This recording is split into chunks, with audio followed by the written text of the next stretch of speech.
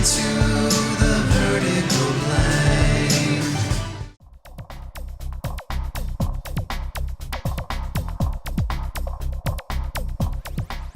So we've decided to start our new season of Into the Vertical Blank, season 6, episode 1, by talking about season 5, episode 1 of Different Strokes, a show entitled Shootout at the OK Arcade. Now, do you remember seeing this episode, Jeff? Oh, yes. Any video game related episode we'd watch, but you know what? We watched Different Strokes anyway. But there weren't that many video game related episodes at the time. Well, then it got us excited too. But were there? I mean, I remember Silver Spoons. They had video games in the house all the time. But right, did they play them? I don't remember them playing them. Or I mean, the dad would play them at the show opening, right, and then he'd ride on the train. So I'm not sure. I mean, yeah, they played them a little bit. I'm sure they did. It wasn't, I know there was an episode of Give Me a Break where the dad goes to the arcade with the daughter and like mistakes the video game for pinball, but that's it. Like, I don't remember anything else. Well, we'll find all of the episodes we can, and we'll do them in subsequent episodes of our show. That's what I said. I've looked, and I wonder if like there must be other episodes down the line that were for different. I mean, it was a little bit of a taboo topic because video games were stealing eyeballs from TV. Yeah, no, I do agree with that. Now, this episode came out in the fall of 1982, in September 82, the first episode. So it must have been written in the spring or summer, or maybe it was sitting around for a while, but it was right after this is 82. So Pac-Man had just come out. There's lots of Pac-Man for the Atari VCS had just come out. So 82 is the big year for video game news. It's the big year for news stories, also the big year for people fighting against it. PTAs trying to get video games banned, people convinced that kids are going to use their lunch money to go play, or they're going to play hooky from school to go play video games. But that wasn't untrue. It wasn't. Those things did happen. It wasn't untrue, but it's like anything that ever happened. I mean, back in 1910, 1912, there are all these news stories about how kids were going to go to the movies, and they were going to use their lunch money, and they were going to skip school to go to the movies, because the movies at that time were like 3, 4, 5, 7-minute films, and they'd show a bunch of them. Right. And so they were, they're kind of a little bit like, if you think about it, a little bit like video games. They were like little short hits of entertainment, and kids were addicted to them. And so they were worried that kids were using their lunch money to go do it. Actually, kids were, but it wasn't as big of a problem. Pinball was the same in the 30s. It's always been this way. So we've talked about this before, but it's interesting to me that these things, pinball, jukeboxes at some point, probably. I'm sure that everything just goes in cycles. Stop the kids from being on TikTok, right? Because it's ruining their lives or whatever, which is really just the same thing. Anyway, so let's back to Different Strokes. I remember watching this one. I remember seeing it, and I swear to God, when I saw it the first time, the sound effects were the Pac-Man sound effects from Atari VCS Pac-Man. But I must be wrong, because I think that was on other shows where it was ambient video game sounds. But in this one, I don't remember that, although I don't recall. I mean, you're right that those Pac-Man sounds were used by Universal, though, a lot. And Warner, so possibly this is CBS. This is a Universal. Actually, I think Universal. It was filmed on Universal Studios. I know that. Okay, so maybe Warner used those a lot or something. Anyway, I don't recall, but I would say that you and I heard those sound effects from VCS Pac-Man all over the place, and almost every time they made a video game thing. But the Different Strokes was pretty, for how silly it was. They were pretty hip to what was actually going on. Well, I was going to say, like this is the portrayal isn't isn't that bad in No. this. It's actually fairly like knowledgeable and winking in some ways. I was pretty impressed by it. But I wanted to say that like this is a time when NBC had a bunch of shows that we watched, including this one. You know, Facts of Life was also on. Silver Spoons was another one. And there also were commercials that I remember that there would be an Atari commercial on like every Tuesday, I think at 9:15 or something. Atari would have a commercial either on, I think, right around the NBC newscast. Yes, and we would wait for those commercials every week. This is a time when, you know, it's a very specific time in the vertical blank where TV was just sort of addressing, and I don't say embracing, but addressing the things that we were interested in. And so I remember this vividly because I remember there was going to be a show, there's going to be a Different Strokes about video games, and I couldn't wait to see what it was about. The funny thing is, back then, I thought it was an uneven betrayal that made video games look bad. Watching it now, that's not necessarily the case. No, it's not the case. So let's talk a little bit. So Different Strokes, for people who don't know, is an American TV show which ran from 1978 to 1986. The plot centered around a super rich man named Mr. Drummond, who lives in a penthouse with his daughter in New York City, his teenage daughter. I don't know, maybe she wasn't a teenager when it started, but she was most of the time during teenager. Yeah. When his African-American housekeeper dies, he adopts her two boys, Willis and Arnold. They come to live with him and his daughter, Kimberly, who I just talked about. Yeah, Willis is played by Todd Bridges, and Arnold is played by Gary Coleman, who was along with Webster, one of these kids who seemingly couldn't grow bigger than they were, like had a. Yeah, it's really sad.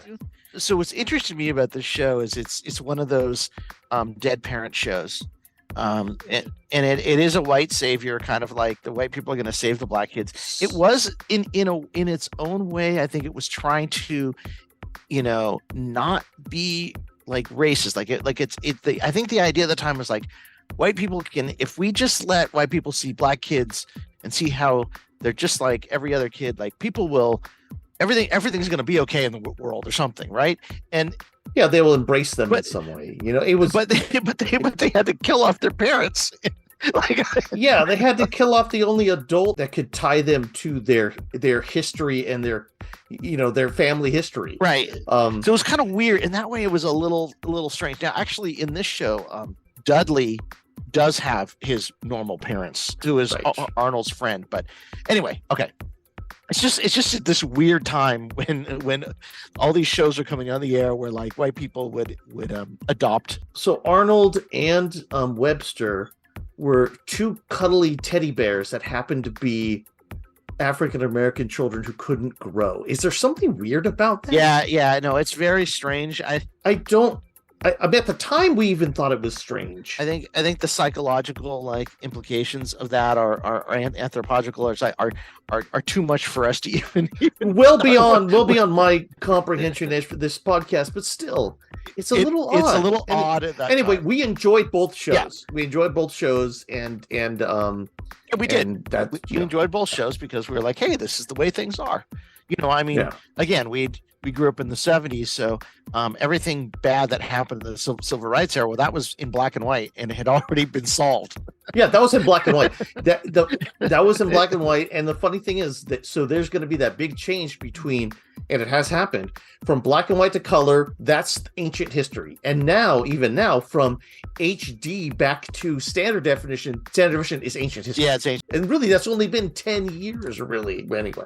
In the zeitgeist, we were solving the world's problems, and this show was one of the ways that we were going to solve it. Anyway, Kimberly, the daughter, is played by Dana Plato, who, of course, is her, her most infamous role is in Night Trap, the video game.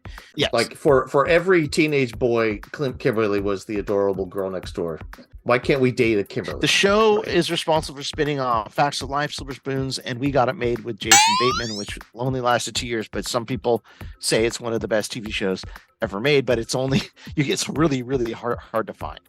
Anyway, Yeah, it's a good show. Okay, season 5, episode 1, Shootout, the OK Arcade, written by Howard Leeds, Martin Cohen, and Blake Hunter. So Howard Leeds, this is interesting because of the pedigree of the people who wrote this show. Howard Leeds has lots of TV credits, including The Brady Bunch, Barney Miller, Silver Spoons, Facts of Life, and Small Wonder. So the Brady Bunch is important because you'll see there's a few ties to the Brady Bunch in this episode. Martin Cohen has credits including Bob Newhart, Silver Spoons, and Who's the Boss. And then Blake Hunter wrote for WKRP and Who's the Boss. So I mean, there's some talent in that room, in that writer's room. Yeah, they were not amateurs. Okay. So I know you have comments about this too. I kind of did a little bit more text than you, so I'll just read through it. We open in an arcade. We do. Willis is playing Space Sucker.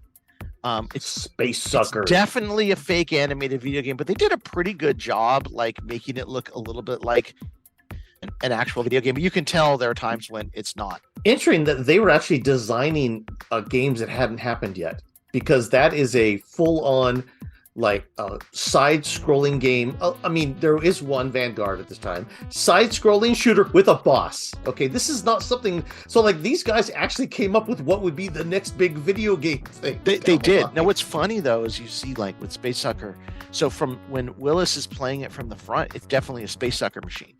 But every time they show from the side, he's playing a Donkey Kong machine. And I don't. Oh, really? Yeah, you have to take it. I'm like, it's kind of weird because you're like I guess they thought no one would notice, but yeah, it's. I read your note on that, but I didn't see that. I was looking for all the machines in the arcade. I saw it again. I saw it the second time as well. Okay, so Willis breaks 500,000 points, and he continues to play. And Dudley and so Arnold, Dudley, and the token white kid walk in, which I think he's a red-haired token white kid, right? Yeah. They walk in. They walk away from the machine. Pac-Man and Donkey Kong and Miss Pac-Man are clearly seen in the back. So's asteroids. Arnold laments in his best Jan Brady about how Willis is so good at everything, and Dudley concurs. Literally, he does Jan Brady. He just he says Jan. What Jan? Marsha. He says exactly. Willis. Exactly. Arnold decides that maybe if he practices really hard, he can beat this dumb game. He goes back to the machine. Asteroids is clearly visible in the background, just like you just said. Arnold then gets the lowest score ever by being sucked into the Space Sucker right away, which Dudley says to him, you made a record, the lowest score ever. And where Arnold is sad. Okay. And do you have anything to add to that first scene?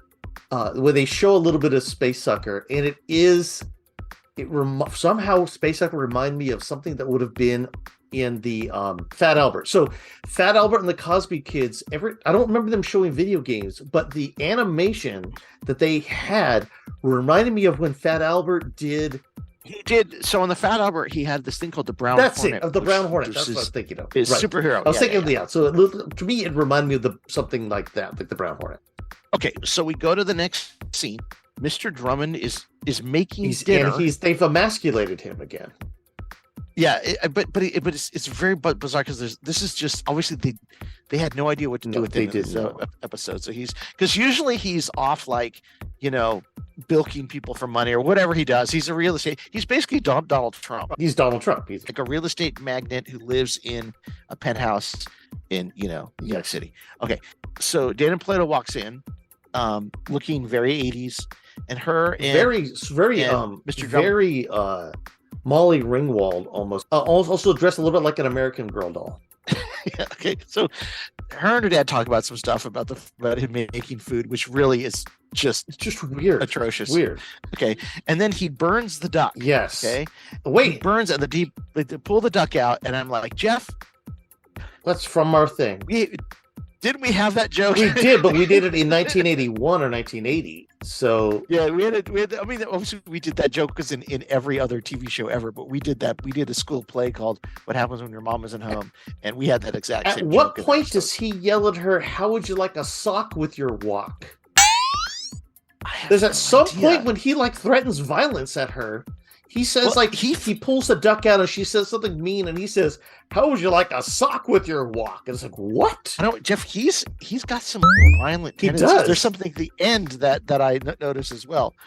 We'll talk about that. I did not hear the sock and the walk thing, but that makes sense because Mr. Drummond is, very violent. It's not on the show, but it's when we don't see it, between the lines, Steve. It's in their vertical blank.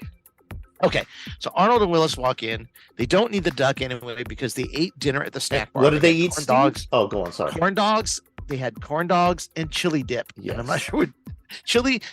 I think it said chili chips. I think, but I'm gonna. Yeah, but maybe not. Maybe it was chili dip. No, it is. It's chili, but that's what you. I mean, you put the chips in the chili. Oh, okay. Dip, right? Yeah, of course. Okay. Kimberly tells Willis they should have come for dinner, but Willis says he could not leave as he set the record for Space Sucker at 700,000 points. That's a lot of points. Then Mr. Drummond says, at the risk of not being with it, what is a Space Sucker? To which Kimberly replies, the most horrible line of dialogue in any TV show ever, she says. Yes. It's one of those weird video games, Daddy. And it's like a million voices suddenly cry out, and then there's silence. She destroys the lives and fantasies of literally millions of teenage boys. Of every 11 and 12-year-old boy in the world at that time. Now, but the thing about it is, though, I remember it must have put a knife in my heart at that time because it was Kimberly. Oh, yes. And so I remembered it being very acid-tongued. But when she says it this time, it's very playful. Yeah, it's not even like it just. I thought she was like saying like, "Oh my God, they're so weird," but it wasn't. It was like, "Oh, it's one of those weird video games, Daddy." Not like, but as a nerd, as a 12-year-old nerd or whatever, it was like the coolest girl on TV just said video games are weird. Well, then I remember I at just about the same time I took a copy of Electronic Games to school, junior high, and I remember a girl I really liked said the exact same thing. Said to her friend like, "Oh, it's just some weird video game magazine about electronic games," and I was like, "Oh my God!" Like the girls hate video games, which is not true.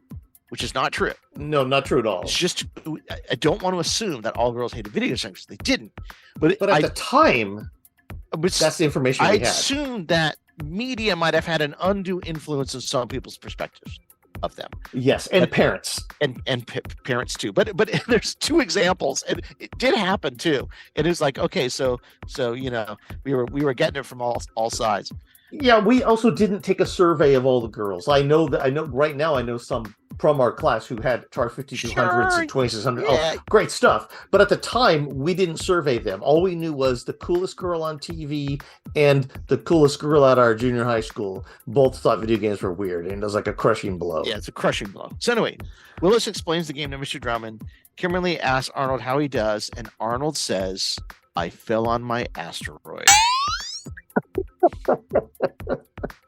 I fell on my asteroid. Which is like, I mean, it's a clever line of dialogue, I have to say. I mean, it's good. Though that writer's room, they must have done, oh my God, when they got to "fell on my asteroid," they're like, oh, we've got an episode. Maybe they probably came up with that as the first line. Yeah, the first line is like, what can we do with "they fell on my asteroid"? Like, what about if Arnold and Willis have a video game contest? Exactly. Kimberly and Mr. Drummond convince Willis to give Arnold tips. Willis agrees to let Arnold borrow a book he has on how to play the game, which is true. There were books on how to play the game at the time. There were. Mr. Drummond explains to Arnold that Willis and he are having a sibling rivalry, and then Arnold says something like, this is paraphrasing, "I'm hit with sibling rivalry just as I got to puberty." Yes. Then okay, the next thing though is really weird to me. Arnold says he needs a $5 loan from Mr. Drummond to go play the machine, and Mr. Drummond acts like he works at the gas station or something. He's like I couldn't believe how put out he was for the $5 to give to Arnold. It's when he's like as rich as Donald Trump. He does do that. I think it's because Arnold had spent his entire allowance, but also it's interesting because he may have to look on his face like, I don't want to open my wallet, but he does give the money to support Arnold's habit. He does. Like he's supportive of his addicted son. Well, he's supportive of helping Arnold and Willis, helping with the sibling rivalry. Overcome the sibling rivalry. Okay. At this point, he doesn't think it's an addiction.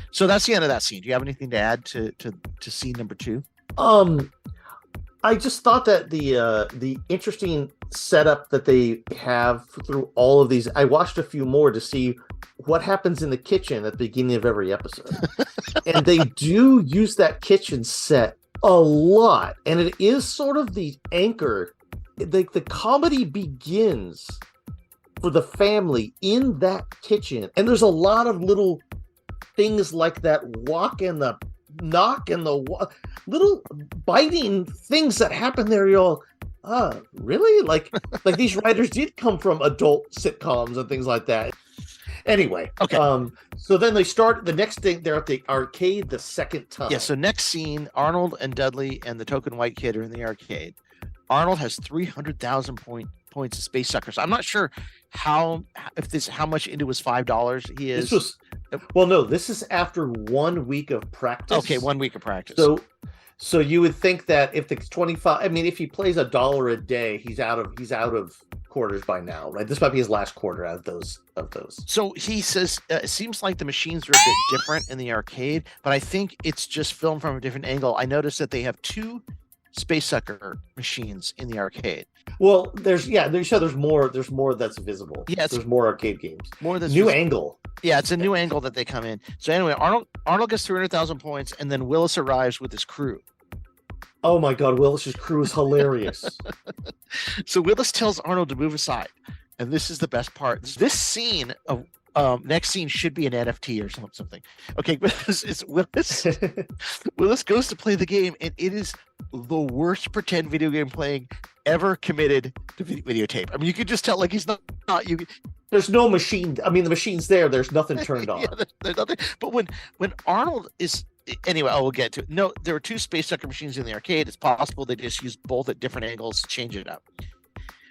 Anyway, right in the middle of the arcade, Arnold has a full-on lucid daydream hallucination about playing Space Sucker in an arena full of people.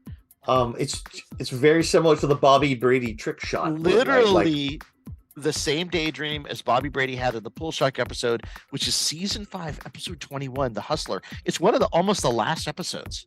By the way, season 5 episode. It's called The Hustler. Yeah, it's very, very similar. There's like he's in an arena. He's doing really well. When he hits the buttons, when he's playing the machine, like he's not using the controls correctly. He's kind of just hitting all the buttons, but it doesn't matter because it's daydream. But it's just kind of weird.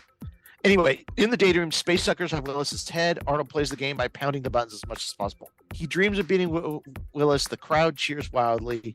And then when it comes back, there's a centipede machine clearly seen in the back. And a Vanguard machine. Yes. Arnold then wakes up. He ruins Willis's game and challenges him to a duel in 2 weeks' time. And the duel is called the Shootout at the OK Arcade. So, and then I said Vanguard is clearly seen in the background. So there's an interesting thing. There's a cocktail cabinet that some kids are sitting down on. You can't see what it is, but there's visible on that cabinet are books, and it doesn't look like they're books that someone would be having, school books. So quite possibly someone dumped some scripts or something onto that cocktail cabinet, and they didn't move them.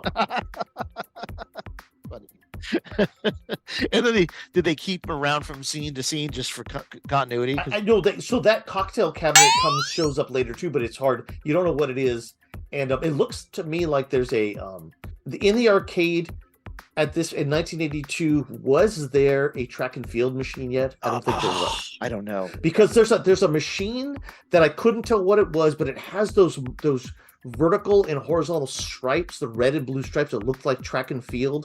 So it may have been a Stern electronic game. Maybe that was Berserk, and I couldn't. Came out in September 1983. I'm going to think that you're talking about Berserk or Frenzy. Probably was Berserk, yeah. Anyway, and the cocktail cabinet, couldn't tell what that was, but definitely there's a centipede one, and there's something by the door also that could be Defender. Anyway, I was really into the game machines in this arcade because they showed them for real. Yeah. They showed them for real. Yeah. They didn't cover them up like in the Chips episode. They actually showed the machines. I'm not sure why they covered them in the Chips episode. It was weird. But anyway, okay. So in the next scene, Vanguard is clearly seen in the background. Dudley and Arnold in the arcade. Arnold's practicing, and he decides to not go to school on time so he can bun up on Space Sucker. This will make him late the third time in the week. Right. He tries to sneak in, but the teacher catches him. Arnold tells Dudley and the token white kid that he broke 500,000 points. And then Arnold lies for no apparent reason and tells the teacher that his dad is sick and has amnesia, only to drive the plot. Because this is just plot device, because he could have just said, like, I left my books at home. Well, he did. He makes up a whole thing about leaving the books in the bus or something. Oh, you're right. He did do the bus. So, correct. So the amnesia thing exists specifically so the teacher will call Mr. Drummond at home. Like that. Right. That's it. Right. Exactly. But right here is now I can see like Arnold's addicted to the video game. He spent all his money. He's skipping school. This plays right into the PTA mom's hands here. Right. But at this point, I think they're really going to dig into that. Like, I'm all, oh my God, the end of this is going to be like, video games are the worst thing ever. Your kids are going to be truant. They're going to grow up to, just play pinball in an arcade. And that's all they're going to do. Yeah. Right. Okay, so that scene ends, and then the next. Go ahead. Yes. So, Arnold got 500,000 points in his play, and they're learning new words on the board. On the board in class, they're learning the words faucet, recycling, and natural. Okay. You have to understand that I took notes on this sitting on the couch with my phone, and you took them on the computer. So you have like the script of the show, and I have just whatever came to my mind while I was doing it. I did do this. So the next scene is the showdown at OK Arcade. The showdown. Willis arrives, but Arnold wants to leave because he's nervous. Anyway, they play. Very long scene unfolds. It's really long, where Arnold and Willis play Space Sucker, which actually seems like a fun game, and I think we should make it for the 7800 and the ST. Anyway, Arnold not only beat Willis, but he gets the kill screen at 1,000,000 points. Arnold actually gets a kill screen because at 1,000,000 points the game ends and you beat the Space Sucker. Willis has to kiss Arnold's butt in front of Macy's or something. It seemed like that was unnecessary. That was unnecessary, right? Like, that's what Arnold won if he beat Willis, because Willis didn't think Arnold would ever win. What did Willis win? If he doesn't have to win anything, he knew that he was better than Arnold. Okay. He's not a very good big brother. I got to tell you this. So one thing about this is, when they're playing, they're both using their left hand to control and the right hand to shoot, and a lot of games were set like that back then. Where the right hand was the joystick and left hand was shooting. Galaga was like that too, I'm pretty sure. When they're playing the game, there's a dude in the back who is completely scouting the high school girls and the little boys. He's got a mustache, looks like he's 25. There's no way this guy way older than anyone else in the arcade. And also, when you're playing this game, you get 10,000. So to get up to 1,000,000, you didn't have to shoot that many. No, not playing. Maybe that was only the level he was on that the points got. Maybe. And then I had said this is a fictional version of one of those next coming, shooters. Those exercise scrolling shooters, because this is almost R-Type, but in 1982. True. Okay, so back at the penthouse, Mr. Drummond gets called by Arnold's teacher, and the jig is up. Arnold is grounded. But there's also a miracle. They don't blame video game. Arnold runs to the top of the steps and does the Rocky run down the Philadelphia steps to celebrate his win. Other movies and other media are being talked about and shown, but video games are not shown in a bad light. Okay. Weird. Yes, you're absolutely right. And then the weirdest line of dialogue that goes with the sock and the walk. Okay, Arnold says something like, I guess pleading insanity won't work. And Mr. Drummond says, no, pleading for your life is more like it. Your life. Your life. He's gonna kill. Why is he threatening his life? I don't understand this. I don't understand. I don't know it either. The dialogue of the show is creepy when it comes to Mr. Drummond. Mr. Drummond was pretty evil. He was a nice guy, but Then the credits roll. Credits roll. Mr. Drummond teaches Arnold a lesson about not breaking the rules to get what you want, and he gets grounded. Yeah. So basically, the goal of this episode was not for these three writers who probably love video games talk about how bad video games were. It was them just to give Arnold a life lesson about don't lie to get what you want. It was a very good, very special episode to lead off the season. Now, I want to say that if anyone who's interested in watching this episode, it is on free on Amazon Prime. Well, not free. You have to have Amazon Prime.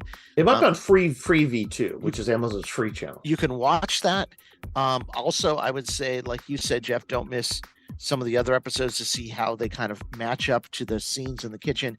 And also, we don't have to talk much about it, but episodes 16 and 17 are the very special episode that also involve video games and computers, but they have to do with trigger warning, child molesters, and Mr. Carlson from WKRP. Well, not Mr. Carlson, but the guy who played him plays a predator.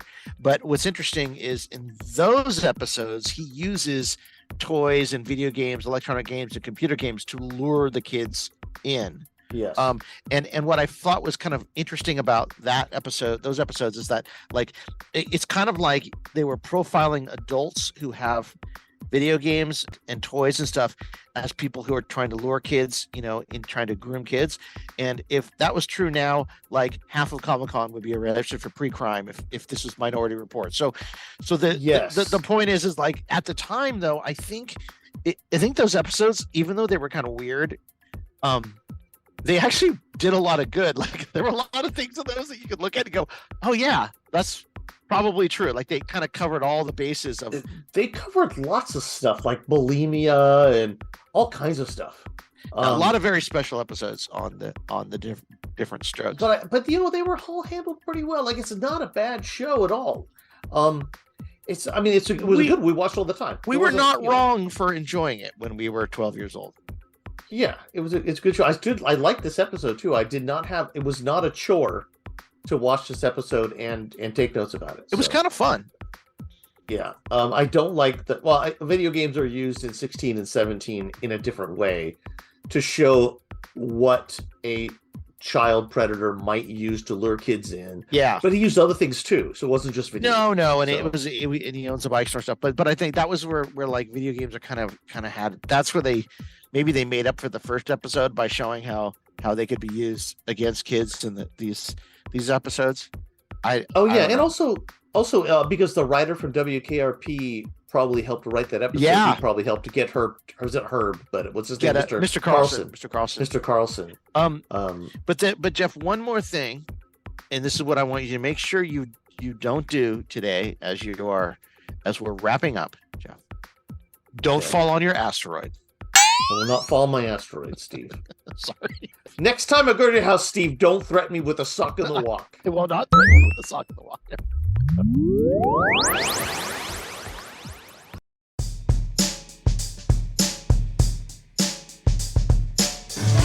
Into the vertical plane, generation Atari. An 8-Bit Rocket Studios production.